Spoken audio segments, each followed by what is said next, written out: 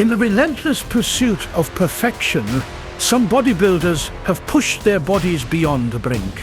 Today, we delve into the stories of individuals whose quest for greatness led to unforeseen consequences.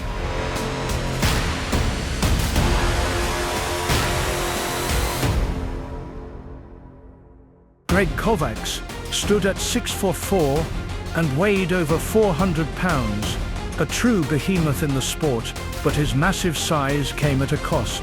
Despite his frame, he never placed highly in major shows, and behind the scenes, his body was breaking down. In 2013, at only 44 years old, he died from heart failure. His legacy? A warning of how chasing size without limit can end. Andreas Munzer, legendary for his shredded, dry physique. No body fat, no water, just carved muscle. But the methods to get there were extreme. He relied heavily on diuretics, pushing his body to the edge. In 1996, his organs failed. At 31, he was gone. What looked like perfection was his body on the verge of collapse.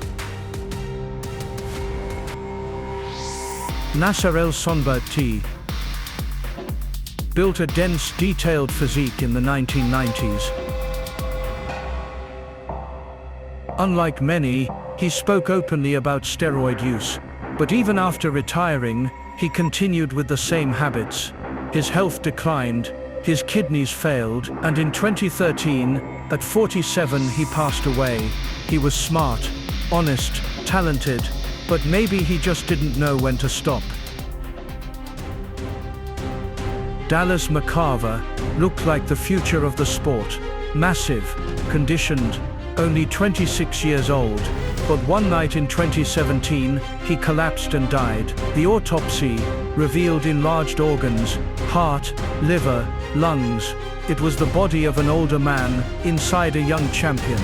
He looked unstoppable, but his body was breaking from within. Rich Piana, loud, larger than life, and honest, he talked openly about everything, the drugs, the risks, the consequences. But that didn't protect him. In 2017, he collapsed and never woke up. His heart had grown too large.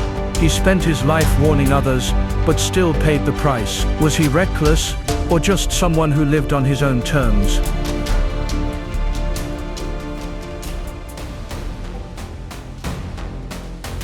Mohamed Benaziza, known for beating much bigger men, at just 5'3", he proved that conditioning could trump size.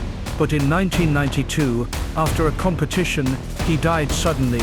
Doctors blamed diuretics. He'd pushed his body too far for that dry look on stage.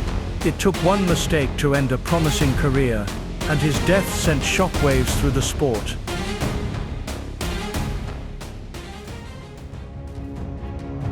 Art Atwood looked like a cartoon, blown up, massive, veiny. He relied on insulin and growth hormone to reach those freaky levels, but that size came with danger. In 2011, he died from a heart attack.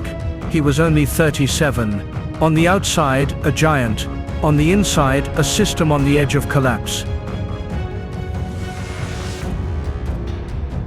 Paul Dillett, a monster on stage.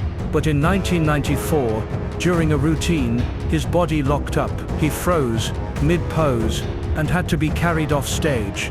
It was dehydration. Diuretics had pushed him too far. He survived, but barely. He kept competing, but the warning was clear. These stories are more than just cautionary tales. They're a reminder. Muscle is impressive, but it doesn't protect you from consequence. Discipline and drive can be powerful, but obsession? That's another story. There's a point where greatness turns into risk, and chasing glory starts to look a lot like chasing danger. So ask yourself, what are you building? And what are you risking to get there? If you felt this, subscribe.